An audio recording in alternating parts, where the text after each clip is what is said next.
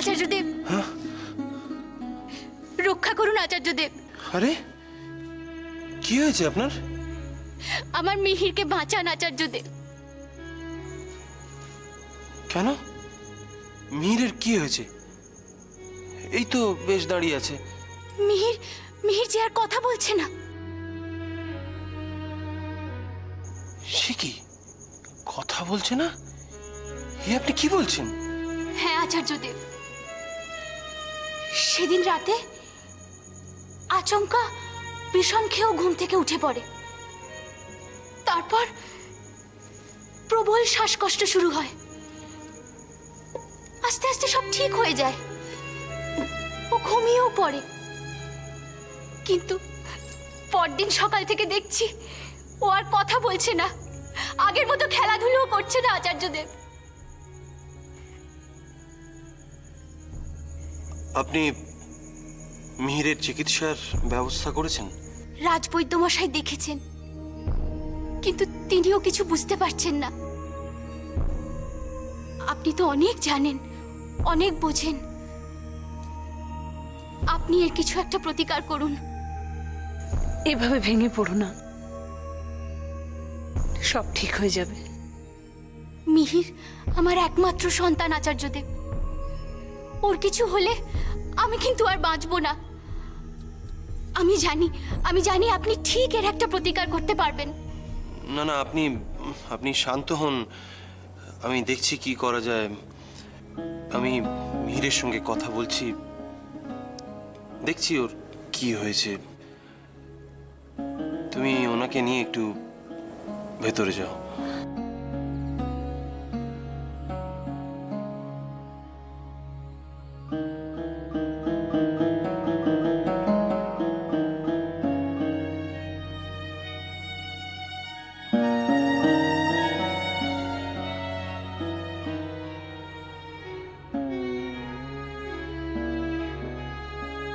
হে মা দুর্গা, পারলে আপনি আমাকে ক্ষমা করে দেবেন। আমার পুত্রের আজ এই অবস্থা, তবুও আমি এখানে। আমার উপরে অনেক দায়িত্ব মা, কোনো মতেই সেটা অস্বীকার করতে পারি না। যতই হোক, আমি সিংহলের রাজপুরোহিত। সারা সিংহলবাসী আমার মুখের দিকে চেয়ে আছে মা, কিন্তু আমি আমার পুত্রের প্রতি অবহেলা করছি মা। আমার এই আত্মত্যাগ যেন বৃথা না যায়। অন্তত এই সময়ে আমার পুত্রের চেয়েও এই মুহূর্তে সিংহলের সমস্ত মানুষের কথা আমার বেশি করে ভাবা উচিত মা। আপনি এরকম কেন করছেন মা? রাজকুমারীর সাথে, মিহিরের সাথে, সিংহলের সমস্ত প্রজার সাথে এরকম রুষ্ট আচরণ আপনি করছেন কেন মা? তারা তো সকলেই নিরপরাধ। সিংহলের সমস্ত প্রজাদের আপনি রক্ষা করুন মা, রক্ষা করুন। দেবীর কাছে তো আমাদের সবার একই প্রার্থনা, কিন্তু দেবী আর শুনছেন কই? ওনাকে শুনতে হবেই রাজন। সিংহলের দেবী এতটা নিষ্ঠুর নন। যজ্ঞের সব প্রস্তুতি হয়ে গিয়েছে? হ্যাঁ রাজন, শুধু আপনার আদেশের অপেক্ষা। তাহলেই আমরা যজ্ঞ শুরু করব। চলুন তাহলে শুরু করা যাক। এই যজ্ঞ সিংহলের সমস্ত প্রজাদের মঙ্গলের জন্য। যত শীঘ্র সম্ভব এই যজ্ঞ শেষ করতে হবে। আসুন রাজন, উপবেশন করুন, আমরা যজ্ঞ শুরু করব।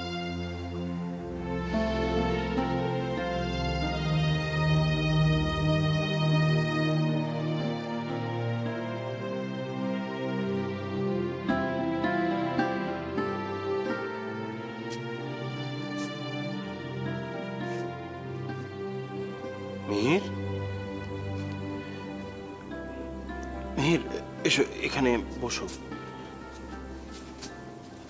বসো মিহির।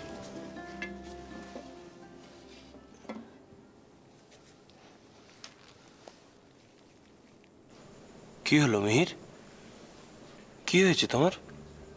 মিহির, আজ সকালে তুমি কি খেয়েছো? মিহির, তোমার সঙ্গে অন্য একটা বিষয়ে আমার খুব দরকার ছিল। আকাশ পর্যবেক্ষণ করতে তো তুমি খুব ভালোবাসো। আচ্ছা, কাল রাতের আকাশের কোনো বিশেষ পরিবর্তন তোমার চোখে পড়েছে কি? কি হলো মিহিরের? এ তো খুব চিন্তার বিষয়। এ কি মিহির, তোমার চোখে তো কোনো প্রতিক্রিয়া দেখতে পাচ্ছি না। এ কি হলো তোমার? শরীরেও তো কোনো অসুস্থতার লক্ষণ নেই। মিহির, মিহির, তোমার পরিচয় শুধু রাজপুরোহিত মশাইয়ের পুত্র নয়, তুমি আমারও খুব স্নেহের পাত্র। ছাত্র হিসেবেও তুমি খুবই প্রিয়। ঈশ্বরের কাছে প্রার্থনা করি উনি যেন খুব শীঘ্র তোমাকে আবার আগের মতো সুস্থ স্বাভাবিক অবস্থায় ফিরিয়ে আনেন।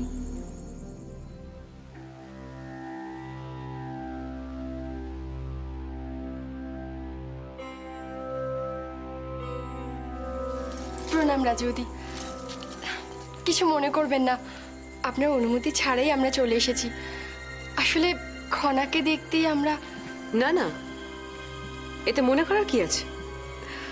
আপনারা সকলেই খনার শুভাকাঙ্ক্ষী। খনার এই বিপদের দিনে তাকে দেখতে এসেছেন, এ তো খনার পাশাপাশি আমাদের সকলের সৌভাগ্য। কিন্তু সমস্যাটা হলো, আমি আপনাদের আতিথেয়তা করার কোনো সুযোগ পাবো না, কারণ আমি এখন নগর পরিদর্শনে যাচ্ছি। না না, এটা কি আতিথেয়তা করার সময় নাকি? বিপদের সময় সকলের পাশে থাকাটাই তো মানুষের ধর্ম। তখন কি লৌকিকতার কথা ভাবলে চলে? ঠিকই বলেছেন, রাজ্য জুড়ে পিঠ জ্বর। রাজ্যবাসীর এই বিপদে আমি আর স্থির থাকতে পারলাম না। আমিও এই বিপদে ওদের পাশে দাঁড়াতে চাই। সিংহল রাজ পরিবারের জ্যেষ্ঠ সন্তান আমি, আমারও তো কোনো দায়িত্ব কর্তব্য আছে। কিন্তু আপনারা খনাকে দেখতে এসেছেন, আপনাদের কোনো অসুবিধা হবে না। ওনাদের খনার ঘরে নিয়ে যাও, আর খেয়াল রেখো ওনাদের আতিথেয়তার যেন কোনো ত্রুটি না হয়। চল।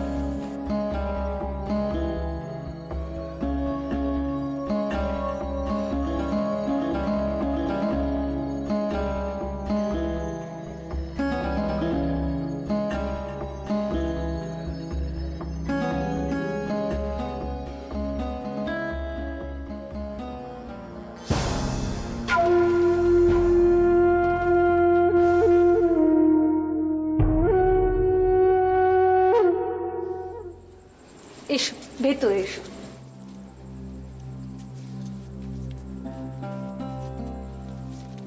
চিন্তা করো না, উনি দেখছেন মিহিরকে সুস্থ করা যায় কিনা।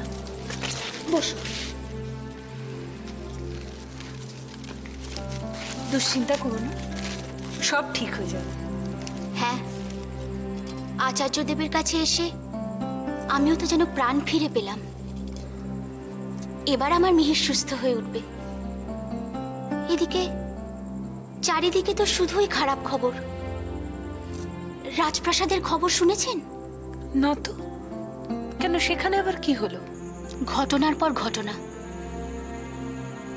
রাজকুমারীর অবস্থায় কোনো উন্নতি হয়নি, আর খনাকে বিষ প্রয়োগের অভিযোগে কৌরকী কয়েদে, আর মহারানীও নজরবন্দি।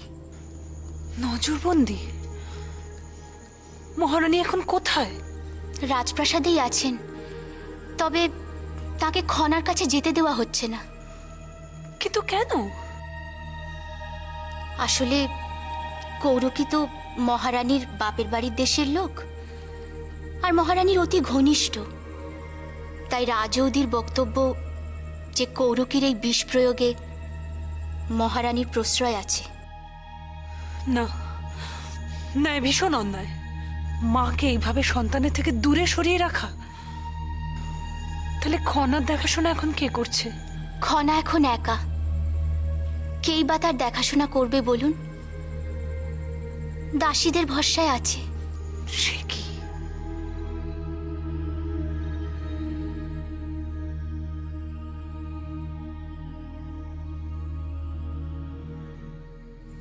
প্রণাম।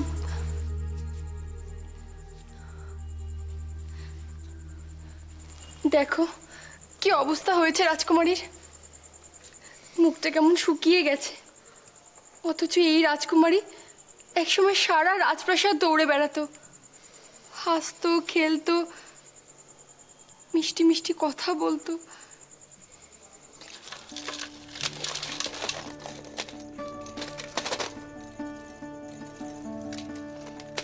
মা, খনা, কি করছিলে তুমি এতক্ষণ? কৌরকিমাকে খুব বিরক্ত করছিলে নিশ্চয়ই, দুষ্টুমি করছিলে না?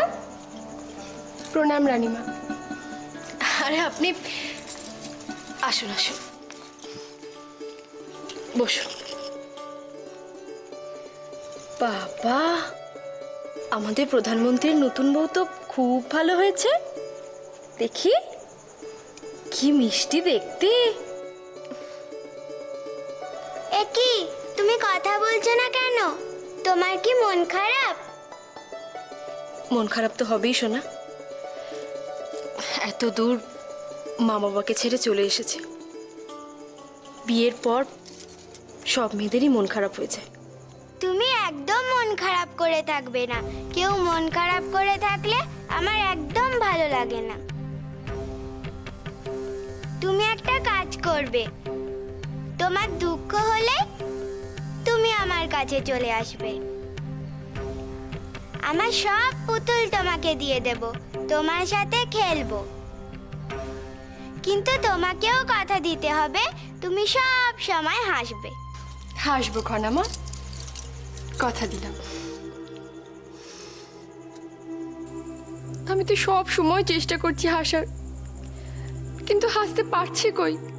আপনি মন খারাপ করবেন না ছোট মা, আমাদের রাজকুমারী খুব সাহসী, দেখবেন উনি ঠিক সুস্থ হয়ে যাবেন। রানীমার সাথে দেখা করাটা বড়ই প্রয়োজন।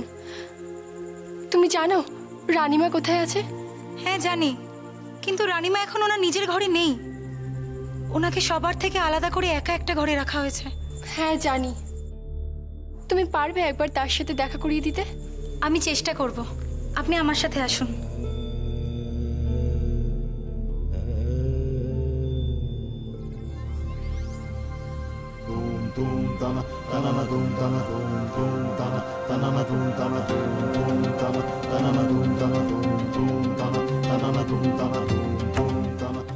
পুরোহিত মশাই, আমরা সিংহলকে বাঁচাতে পারবো তো?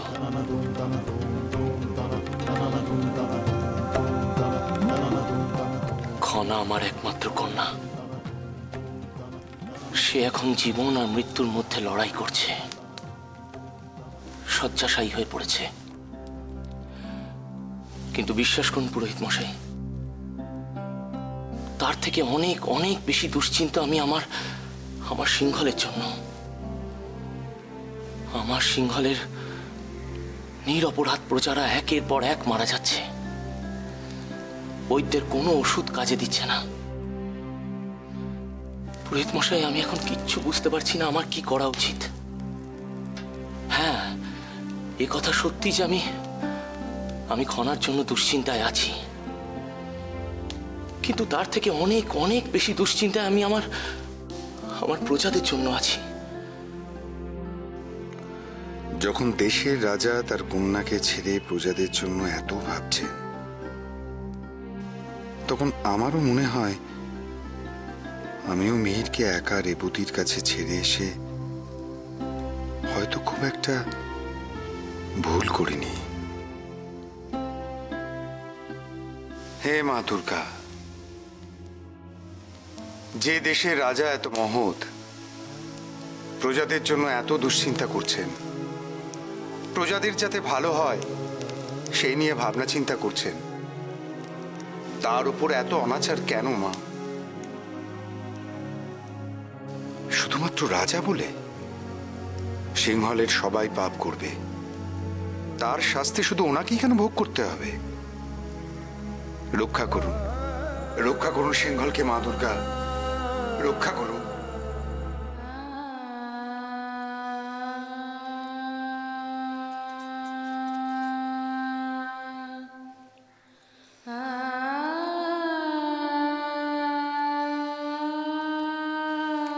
প্রণাম রানীমা, দেখুন আপনার সাথে কারা দেখা করতে এসেছেন।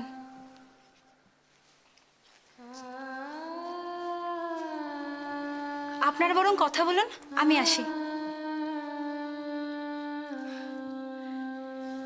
আপনাদের যে একটু অভ্যর্থনা জানাবো সে অবস্থাও আজ আমার নেই, একটু বসতে দেওয়ার জায়গা অবধি নেই।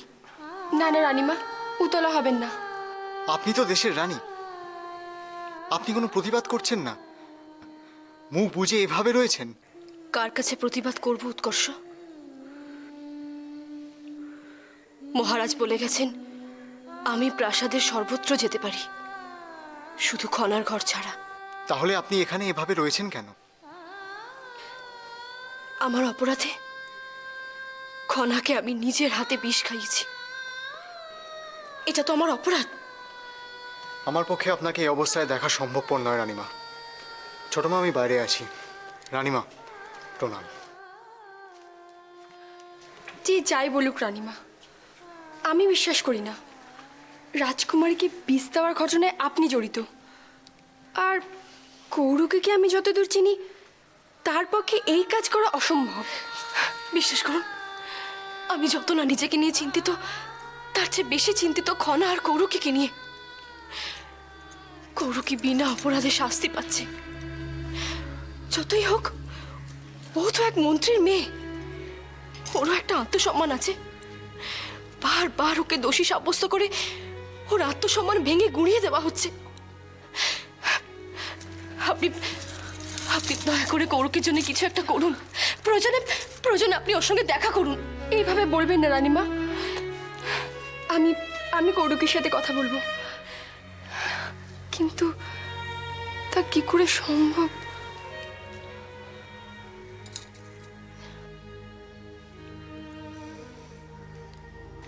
এই মুহূর্তে একমাত্র পবিত্রাই পারে আপনাকে কৌরুকের সঙ্গে দেখা করাতে। পবিত্রা, পবিত্রা, আমাকে ডাকছিলেন রানীমা? তুমি ওনাদের একবার কৌরুকের কাছে নিয়ে যাও। কৌরকি? কিন্তু রাজবতী যদি... না, রাজপ্রাসাদে রাজবতী নেই। ঠিক আছে, আপনি আসুন আমার সাথে।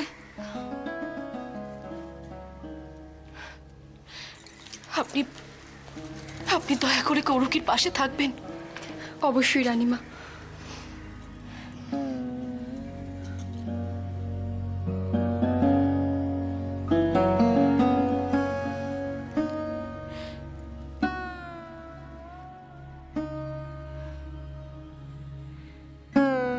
সবাইকে রক্ষা করবেন দেবী, রক্ষা করবেন সবাইকে।